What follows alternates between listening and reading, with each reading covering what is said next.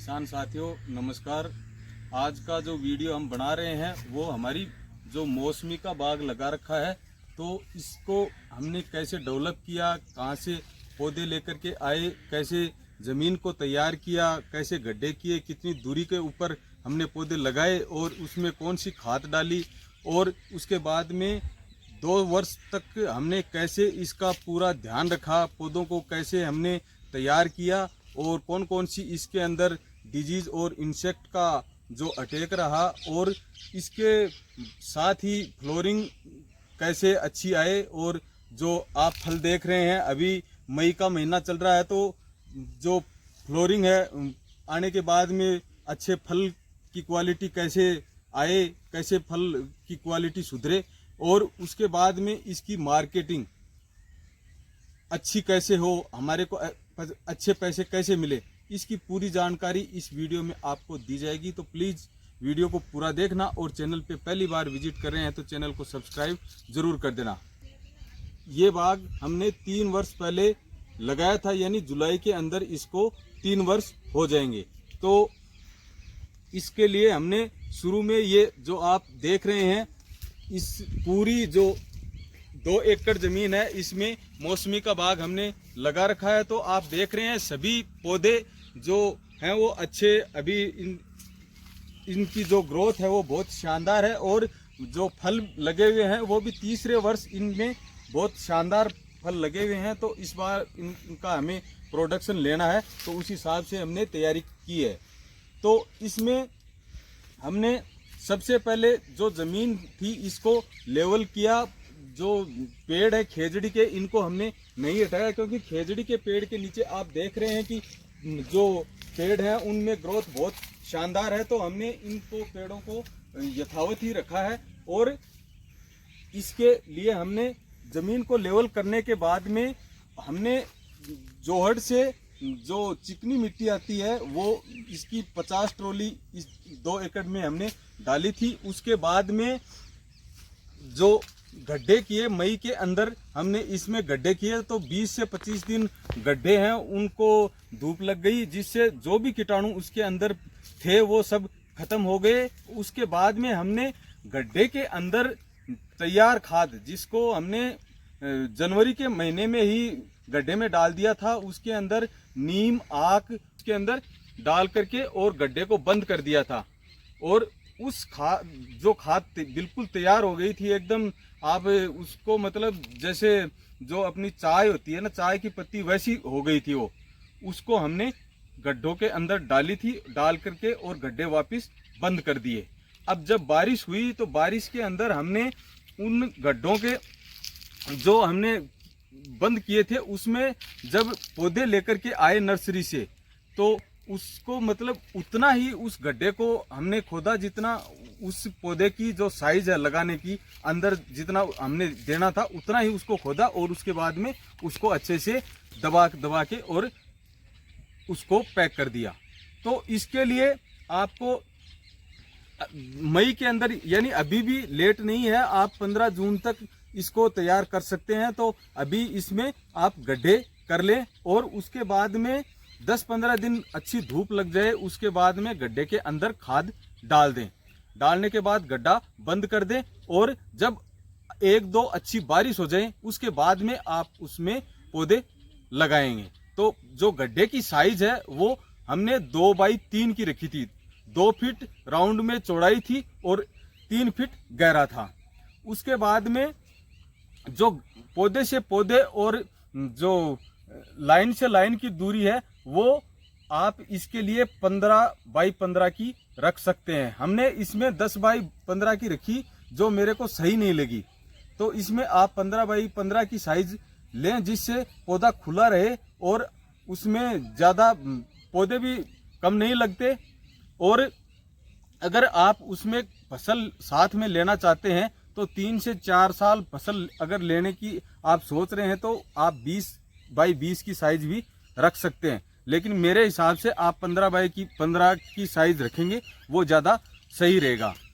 उसके बाद में L2L और P2P हो गई, और गड्ढा हो गया, और खाद उसके अंदर डाल दी। अब जब 1 या 2 अच्छी बारिश हो जाए उसके बाद में उसके अंदर हमारे को पौधे लगाने हैं। तो पौधे कहाँ से लेकर के आने हैं? तो इसके लिए आप या तो गवर्नमेंट नर्सरी से भी पौधे ले सकते हैं और या प्राइवेट नर्सरी से। तो प्राइवेट नर्सरी से अगर आप पौधे लेंगे तो उसमें आपको पूरा चार्ज खुद को करना होगा, उसमें आपको जो सरकार से सब्सिडी मिलती है वो नहीं मिलेगी। और अगर आप गवर्नमेंट के थ्रू लेते हैं, हॉर्टिकल्चर विभाग जो हमारा हर जिले के अंदर जो हमारे कार्यालय हैं वहां आप संपर्क करके और सरकारी नर्सरी से पौधे ले सकते हैं। तो उसमें जो गवर्नमेंट की नर्सरी से पौधे लेते हैं उसमें 30 से 35 रुपए प्रति प्लांट आपको सब्सिडी मिल जाती है। तो वो काफ़ी सस्ता पड़ जाता है और उसकी रेट भी सस्ती रहती है। तो उसमें आपको कोई पैसा पौधे का नहीं लगता है। और अगर प्राइवेट नर्सरी से आप पौधे लेते हैं तो उसमें आपको 80 से 90 रुपए पे करने पड़ते हैं प्रति प्लांट। इसके बाद में आपको कौन सी वैरायटी लेनी है, तो हमने जो वैरायटी इसमें लगाई है वो है चवन्नी छाप। इसका जो निशानी है वो ये है कि इसके ये यहाँ पे जो इनके जो फल हैं यहाँ पे चवन्नी की साइज की ये बन जाती है, ये आप देख रहे हैं। तो ये वैरायटी हमने लगाई है। इसका जो छिलका होता है वो पतला होता है और जो फल होते हैं वो काफ़ी मात्रा में लगते हैं और अच्छी साइज होती है और मार्केट में इसकी अच्छी डिमांड रहती है। तो ये सब देख करके हमने चवन्नी छाप वैरायटी लगाई है और इसके जो फल हैं, जो पौधे हैं वो भी काफ़ी अच्छे रहते हैं। अब एक चीज़ मैं आपको और बता दूं कि इसके लिए जो जमीन है उसका भी आपको टेस्टिंग कराना आवश्यक है। तो जो इसका जो मौसमी के लिए उपयुक्त जमीन है वो उसका पीएच है वो जो 7 से लेकर के और 8 तक का जो पीएच होता है वो सफिशिएंट अच्छा रहता है। तो इसमें आपको उसका मिट्टी की जांच करवानी आवश्यक है, उससे आपको पता चल जाएगा। सर्दी का इन पौधों के ऊपर ज़्यादा असर नहीं होता है और ना ज़्यादा गर्मी का असर होता है। तो आप इसमें आपको ज़्यादा वो सोचने की ज़रूरत नहीं है। बस ये है कि बहुत ज़्यादा माइनस में टेम्परेचर नहीं जाए, ऐसी जगह पे नहीं लगाने हैं और जैसे बर्फीले एरिया है वो इसके लिए उपयुक्त नहीं है। बाकी नॉर्मल जो टेम्परेचर है उसमें इसके अंदर किसी प्रकार की तापमान से संबंधित कोई समस्या नहीं है।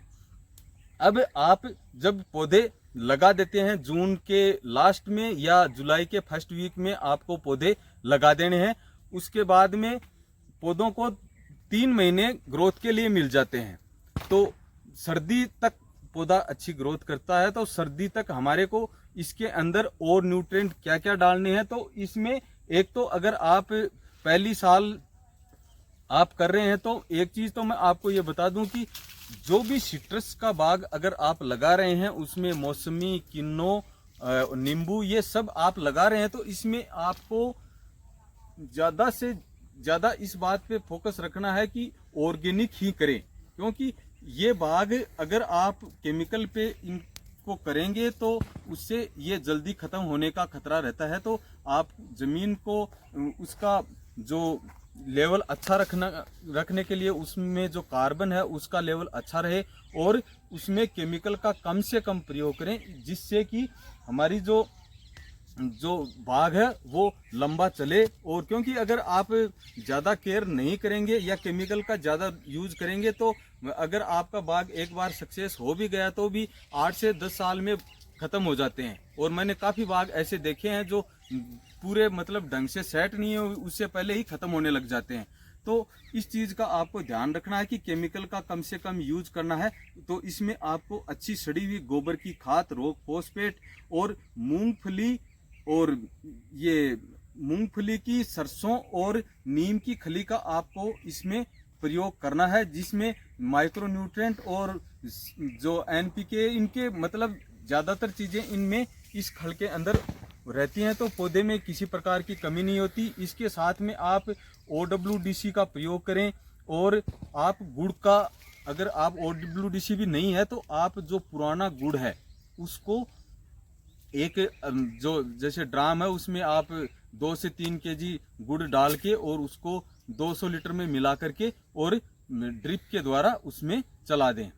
तो अब पौधे हमने लगा दिए। पौधे लगाते समय के बाद में हमें जो सिंचाई की व्यवस्था है वो कैसे करनी है, तो इसके बारे में भी मैं आपको बता दूं कि सिंचाई के लिए जो सबसे उपयुक्त विधि है वो है ड्रिप इरिगेशन।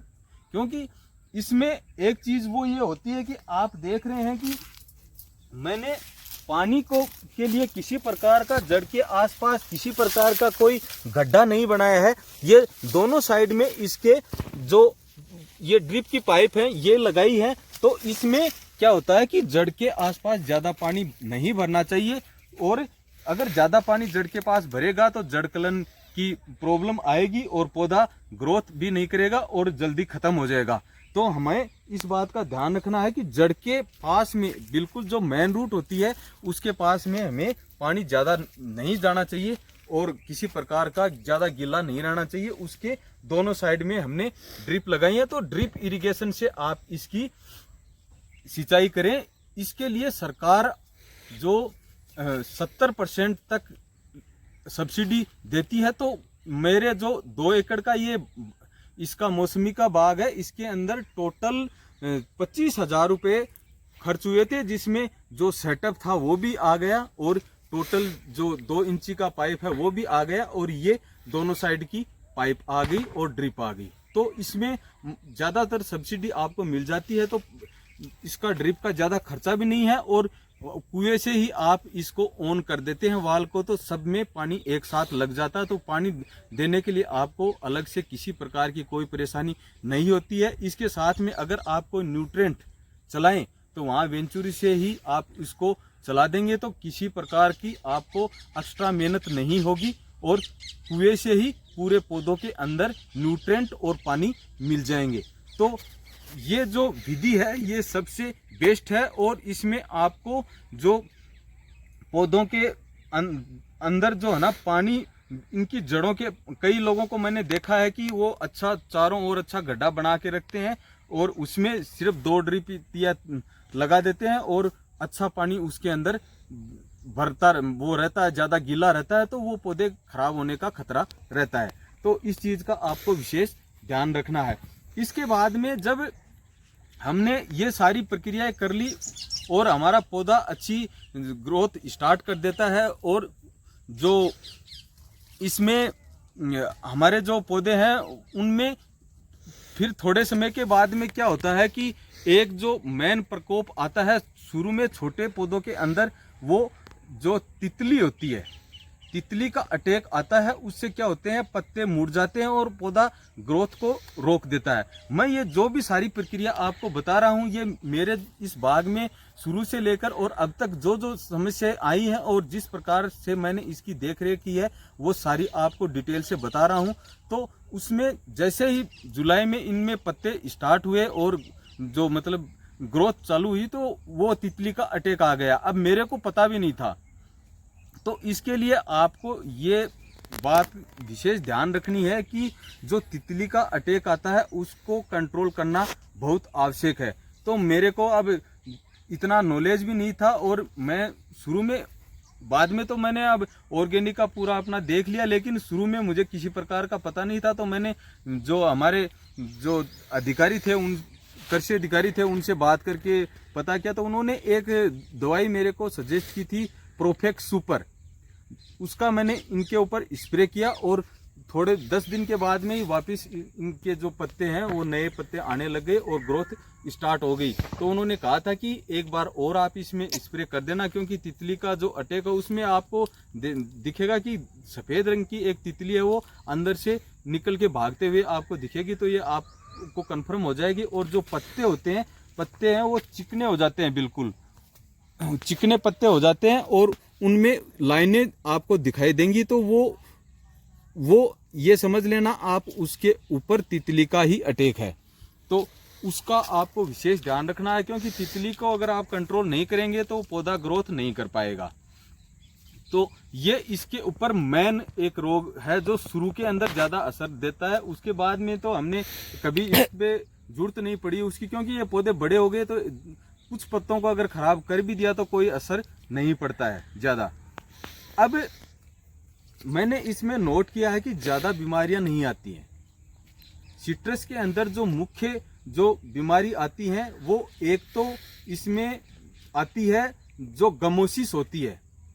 तो गमोसिस के लिए आपको अप्रैल के महीने में ही इसमें बोर्डो मिश्रण का आपको पौधों के जो तना होता है उसके ऊपर बोर्डो मिश्रण आपको लगा देना है। इससे बारिश से पहले ये लगा देते हैं तो गमोसिस एक फंगस से पैदा होता है, उसमें आपको तने के ऊपर जो गोंद होता है वैसा आया हुआ चारों ओर मिलेगा और वो पौधे को खराब कर देता है, उसको तने पूरे पौधे को खराब कर देता है। तो उसको आपको विशेष रूप से आप इसका ध्यान रखना है और बोर्डो मिश्रण का जो आप उसके ऊपर पेंट कर देना तने के ऊपर। तो उसका जो रेशियो है वो आप इसके लिए क्या करें कि बाजार से पंसारी के यहाँ से नीला थोथा आपको मिल जाता है 350 रुपये किलो के आसपास, और साथ में उसके अंदर आप चूना मिला दें।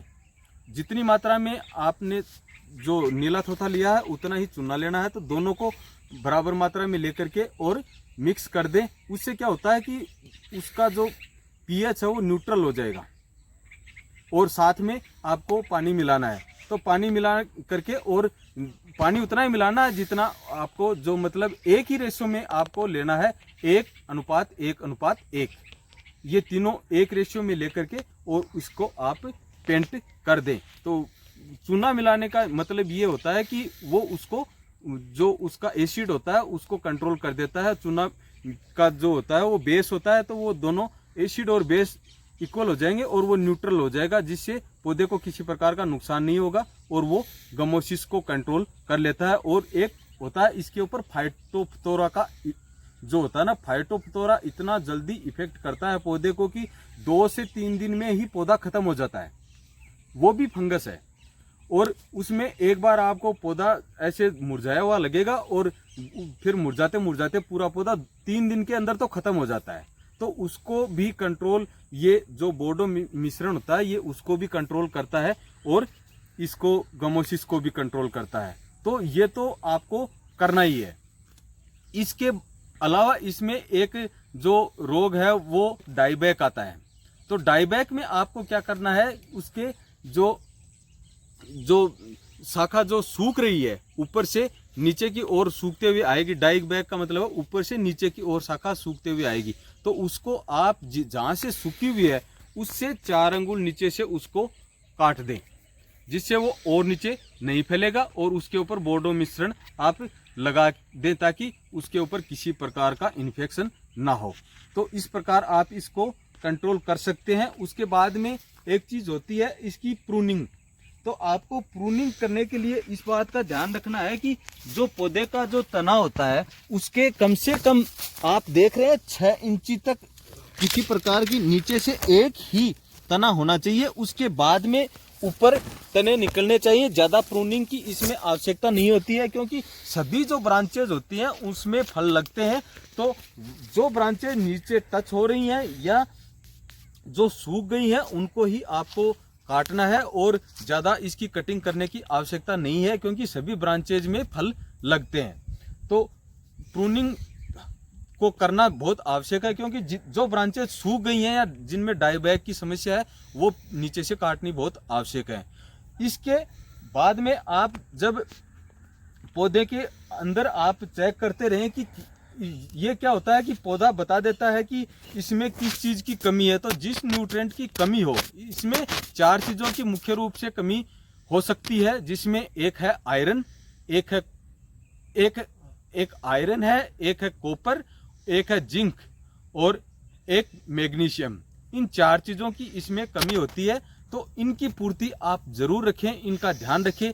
और इनकी पूर्ति अगर आप रखेंगे तो सिट्रस में ज्यादा और चीजों की कमी ज्यादा नहीं होती है। और जमीन का जो पीएच है उसको हर साल चेक कराएं, ताकि आपको पता लगता रहे कि इसमें कितना ग्रोथ हुआ है। और आप इसके अंदर गुआर वगैरह ऐसी फसल बोएं जिससे इसमें जो पौधे की, इसमें जमीन का जो कार्बन लेवल है और इसकी जो क्वालिटी है वो सुधरती रहे। तो मैंने इसमें जब शुरू के अंदर जब मिट्टी की जांच कराई थी तो पीएच पहले वर्ष 8.13 आया था, लेकिन अब जो पीएच है वो 7.1 है। तो इतना इसमें इंक्रीज आया है। और अभी मतलब आप मान रहे हैं कि ये न्यूट्रली है, तो ये आप इसमें करते रहें और जब बारिश होती है तो इसमें केंचुए निकल आते हैं। क्योंकि मैं किसी प्रकार का जमीन के अंदर केमिकल यूज नहीं करता हूं। अगर आवश्यकता होती है तो पौधे के ऊपर कई बार करने की जरूरत पड़ जाती है, लेकिन जमीन के अंदर किसी प्रकार का केमिकल यूज नहीं करता हूं। और ज्यादातर पौधे के ऊपर भी मैं वो ही ऑर्गेनिक ही यूज करता हूं। तो उसमें सरसों की खली है, अब जैसे फल की साइज मेरे को अच्छी लाइन करनी है तो इसमें मैंने सरसों की खली डाल दी, मूंगफली की खली और नीम खली डाल दी, उसके साथ में सुहागा और उसके साथ में हमने OWDC चलाया है। और जो गोबर की सड़ी हुई खाद है वो प्रूनिंग के समय फरवरी के अंदर डाली थी, तो उन चीज़ों से ही इसकी पूर्ति हो जाती है। तो इन चीज़ों का आपको विशेष ध्यान रखना है। आप देख रहे हैं पूरे पौधों में आपको किसी भी पौधे में ऐसी चीज़ नहीं लग रही है कि कोई न्यूट्रिएंट की कमी हो, जबकि पौधे अच्छे फलों से पूरी तरह है ना लदापद हैं, लेकिन सब पौधों में अच्छी ग्रोथ भी है और अच्छे फल भी लगे हुए हैं। तो इस प्रकार आप इन चीज़ों का ध्यान रखें। उसके बाद में आती है, अगर आपके जब जुलाई के लास्ट में जब फल तैयार हो गया तो उसके बाद में उसकी मार्केटिंग कैसे करनी है। मार्केटिंग जितना हम अपना उत्पादन करते हैं, अपने पौधों का ध्यान करते हैं, उतना ही इम्पोर्टेंट मार्केटिंग भी है। क्योंकि अगर आपको पैसे पूरे नहीं मिले तो आपकी मेहनत पूरी बेकार हो जाती है और आपका जो इतने दिन आपने जो ये सोचा कि मैं इससे इतना कमा लूँगा उतना कमा लूँगा, अगर आपकी मार्केटिंग सही नहीं है तो आप पैसे नहीं कमा पाओगे। तो इसमें एक सबसे बड़ी बात यह है कि अगर आपने ऑर्गेनिक रूप तरीके से आप बाग को कर रहे हैं तो लोग आपकी माउथ पब्लिसिटी से ही यहाँ से जो आपकी मौसमी है वो निकल जाएंगी। आपके जो भी फ्रूट हैं, आप वेजिटेबल बोते हैं या कुछ भी करते हैं, ऑर्गेनिक अगर आप करते हैं तो आपकी इतनी पब्लिसिटी हो जाती है कि लोग आप मेरे यहाँ जो हमारा फार्म हाउस है यहाँ से ही लोग जो हैं वो सब्जियां लेकर के, मैं सब्जी भी बोता हूँ, बेर का भी मेरा है और किन्नों का भी है, तो उसके यहाँ से ही मैं पूरी निकालने की कोशिश करता हूँ। उसके बाद में इसका एक तरीका और है जिसमें हमारे यहाँ नौलगढ़ में जो दिल्ली की कंपनी है, एक बिग बास्केट है, तो ऐसी कई कंपनियां हैं वो अच्छी रेट के अंदर आपके जो फल हैं वो लेती हैं। वो ग्रेडिंग जरूर करती हैं, तो ग्रेडिंग करके आप अपने अच्छी ग्रेड वाले तो उनको दे दो, बाकी आप वैसे निकाल दो और उसके बाद में जो आपका बचा वो मंडी में आप दे सकते हैं। तो इससे आपको अच्छी रेट मिल जाएगी।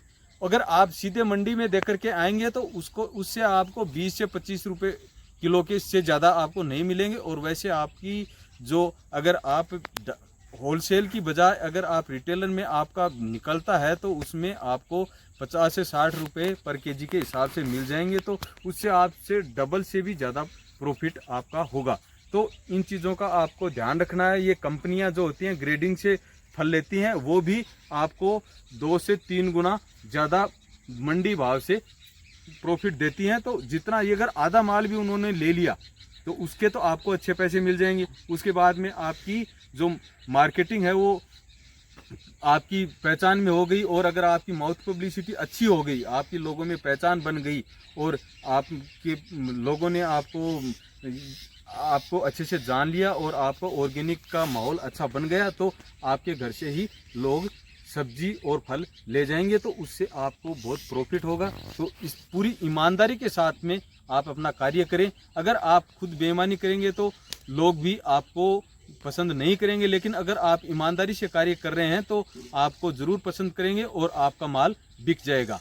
तो इस प्रकार अगर आप अपना बाग लगाना चाहते हैं तो पूरे उसको स्टेप बाय स्टेप आप उसको कार्य करें और अच्छे से डेवलप करें और मार्केटिंग तक उसको सही तरीके से चलाने का प्रयास करें, जिससे आप एक अच्छे बागवान बने। तो इस प्रकार अगर आपको वीडियो अच्छा लगा हो तो प्लीज़ वीडियो को लाइक और शेयर ज़रूर करें, और चैनल पे पहली बार विजिट कर रहे हैं तो चैनल को सब्सक्राइब कर दें। और किसी प्रकार का आपको कोई डाउट हो तो कमेंट बॉक्स में ज़रूर लिखें, मैं उसका जवाब देने की कोशिश करूँगा। जय हिंद, जय भारत।